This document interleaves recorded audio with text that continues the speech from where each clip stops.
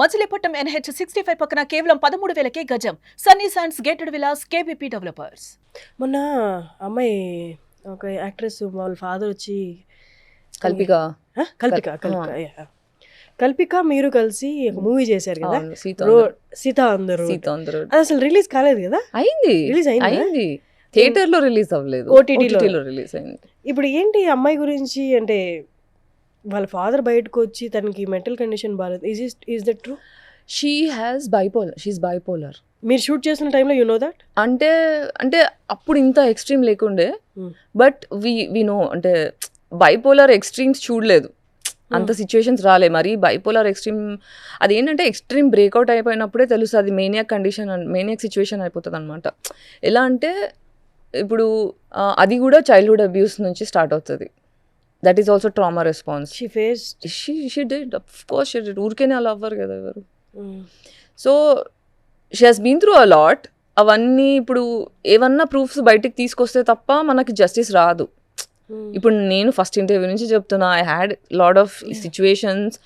ఇవన్నీ ఏంటంటే suppressed injustice. ఆడవాళ్ళకి ఎప్పుడైతే ఇంజస్టిస్ సపరేషన్ అయిపోతుందో, ఎవరు పట్టించుకోరో, కోపం వస్తుంది కదా, ఆ కోపం అంతా నిండిపోయి ఉంది, అది బైపోలర్ అయిపోతుంది. అంటే చిన్న చిన్న వాటికి ఓవర్ ట్రిగ్గర్ అయిపోతాం. So there are 2 types of conditions opposite. ఎట్లా అంటే ట్రామా రెస్పాన్స్ ఈ రెండు, ఒకటి బైపోలర్, ఇంకొకటి బార్డర్ లైన్. ఈ రెండు ఆపోజిట్. ఏంటంటే బైపోలర్ వల్ల ఓవర్ ట్రిగ్గర్ అయిపోయి వైల్డ్ అయిపోతారు. చూసే వాళ్ళకి ఏంటి వీళ్ళు ఇట్లా చేస్తున్నారు అనిపిస్తుంది, కానీ అవన్నీ పైల్డప్, చిన్నప్పటి నుంచి పైల్డప్ అయిన యాంగర్ అంతా ఒక్కసారి బ్లాస్ట్ అయిపోతుంది. తన షూట్ టైంలో ఎలా ఉండేది? షూట్ టైంలో she's a nice person, she's a very sweet person, but trigger అవుతుంది కదా. అంటే నాకు నచ్చంది ఏదన్నా జరిగింది అనుకో, ఐ కాంట్ హ్యాండిల్ ఇట్. ఆ పాయింట్ అది, I will not be able to deal it. Either maniac episode అంటారు దాన్ని. సో వెన్ మేనియాక్ ఎపిసోడ్ ఎప్పుడు వస్తుంది అంటే, ఇప్పుడు మళ్ళీ కల్పికవి ఇప్పుడు చూస్తే నాకు ప్రిజమ్ది కరెక్ట్ కాదు అనిపించింది. అండ్ కొత్తగా మళ్ళీ ఇంకొక దాంట్లో ఏంటంటే సిగరెట్. అక్కడ వాళ్ళు అంటే మన సొసైటీ ఏంటంటే రోబోట్ల లాగా బిహేవ్ చేస్తున్న సొసైటీ. కొంచెం కంపాషనేట్ గుండుంటే అది కాదు. Specially people with bipolar disorder ఏంటంటే వాళ్ళతో కొంచెం కంపాషనేట్ గా మాట్లాడాలి. But not everybody is aware. అదే కదా, నోబడీ నోస్. అంటే ఇప్పుడు కల్పిక విషయం బయటకు వచ్చింది కాబట్టి, now that nice that you asked, we're talking now. అసలు బైపోలర్ ఎంత మందికి డయాగ్నోస్ కూడా చేసుకోరు. మనకు మెంటల్ హెల్త్ ఇష్యూ అంటేనే నేను మన పిచ్చిదానా, నేను మన పిచ్చోనా ఫీల్ అవుతారు. బట్ ఇవన్నీ piled up childhood traumas, long term CPTSD. ఇప్పుడు PTSD అని ఒకటి ఉంటుంది, post traumatic stress disorder. CPTSD ఉంటుంది, complex post traumatic stress disorder. ఇవేంటంటే ఏదన్నా షాకింగ్ ఈవెంట్ జరిగింది అనుకో లైఫ్లో, కోలుకోలేనంత షాకింగ్, పేరెంట్స్ చనిపోవడము, లేకపోతే నేను ఒక నమ్మి సేఫ్ అని ఫీల్ అయిన పర్సన్ నుంచి రేప్ అటాక్ జరగడం జరిగిందో, అది ఎవరు నమ్మట్లేదు, దాన్ని మనం చెప్పినందుకు రిడిక్యూల్ చేసి ఈ ఫియర్, కోపం ఇవన్నీ సప్రెస్ అయిపోతాయి కదా, అది పోస్ట్ ట్రామాటిక్ PTSD కింద కన్సిడర్ చేస్తాం. అంటే అన్ఎక్స్పెక్టెడ్ ఎక్స్ట్రీమ్ ఈవెంట్. అదే CPTSD అంటే కాన్స్టెంట్, అంటే కాంప్లెక్స్. అది కాంప్లెక్స్ PTSD ఎప్పుడు అవుతుంది అంటే, ఒక్క ఈవెంట్ ట్రామాటిక్ ఎక్స్ట్రీమ్ ఈవెంట్ ఎలా అయిందో అది సిరీస్గా జరుగుతున్నాయి ఒక లైఫ్లో, అప్పుడు CPTSD డెవలప్ అవుతుంది. ఇప్పుడు majorly you can see CPTSD post war effects. War అయిన తర్వాత జనాలు ఇట్లా సైక్లో ఉండిపోతారు చూడు, those are CPTSD cases.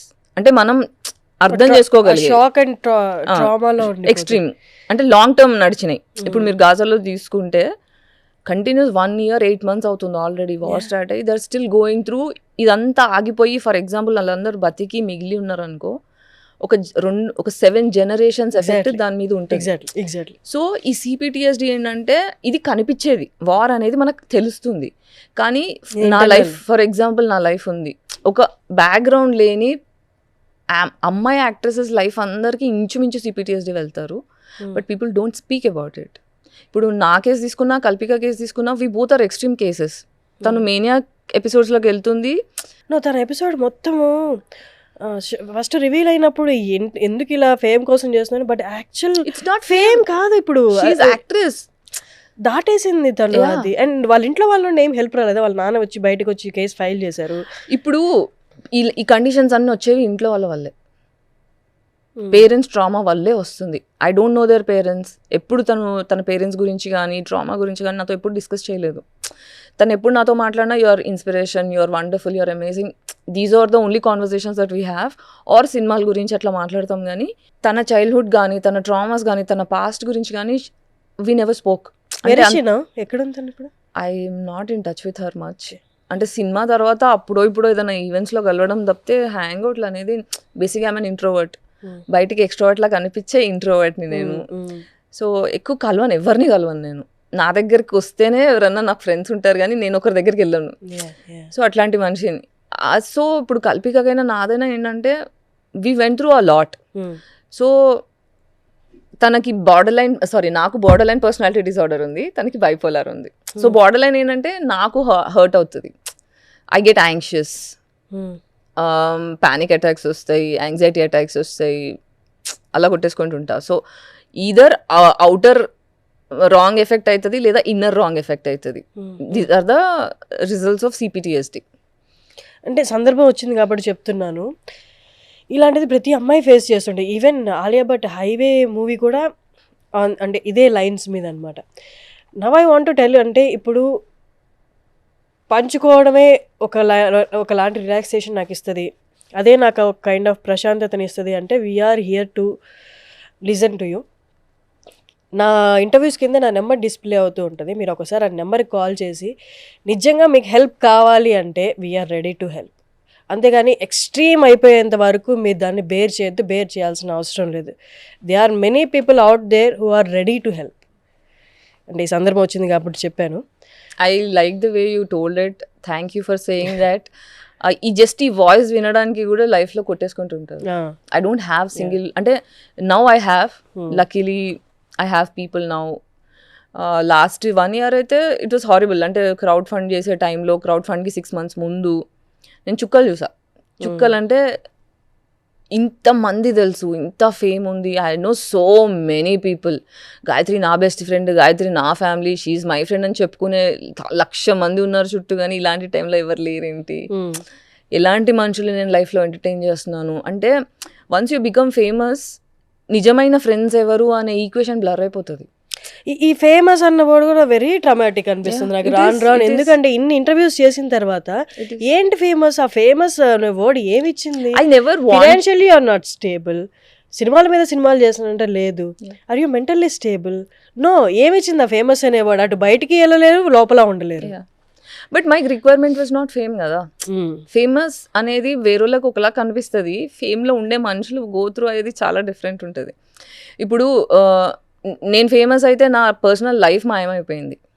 Okay, నేను ఇప్పుడు బయట తిరగాలన్నా పీస్ఫుల్గా ఉండదు. ఇప్పుడు పీపుల్ ఎక్స్పెక్టేషన్స్ ఏంటంటే ఒక యాక్ట్రెస్ అంటే వీళ్ళు చాలా రిచ్, వీళ్ళు చాలా ఆర్భాటం ఉంటుంది, బాడీ గార్డ్స్తో వస్తారు, ఇలా ఎక్స్పెక్టేషన్స్ ఉంటాయి. నేనేదో రోడ్డు మీద బాక్సర్లు వేసుకొని తిరిగేస్తుంటా. ఇవేంది ఇలా తయారైంది, నువ్వు గాయత్రి గుప్తాయేనా, నువ్వు ఎందుకు ఇలా తయారా, ఇలా అడిగారు రోడ్డు మీద పట్టుకొని ఒకసారి నన్ను, మా కుక్కని వాకింగ్ తీసుకెళ్తే. ఇలా తయారయ్యా అంటే నాకు హక్కు లేదా పిచ్చి పిచ్చిగా తయారవడానికి? అంటే ఎప్పుడు should I look very presentable? అయినా నేను మేకప్ వేసుకోను. First of all I'm not a person who does so much makeup and all. అట్లా కూడా సో బయట ఎక్కువ తిరగడం మానేసిన. అంటే this is the behaviour of an introvert. ఒకసారి ఓవర్ కాన్షియస్నెస్ వచ్చిందంటే మాయమైపోతాను నేను అక్కడి నుంచి. సుమన్ టీవీలో మీ పర్సనల్ అండ్ బిజినెస్ ప్రమోషన్స్ కోసం కింది నెంబర్కి కాంటాక్ట్ చేయండి.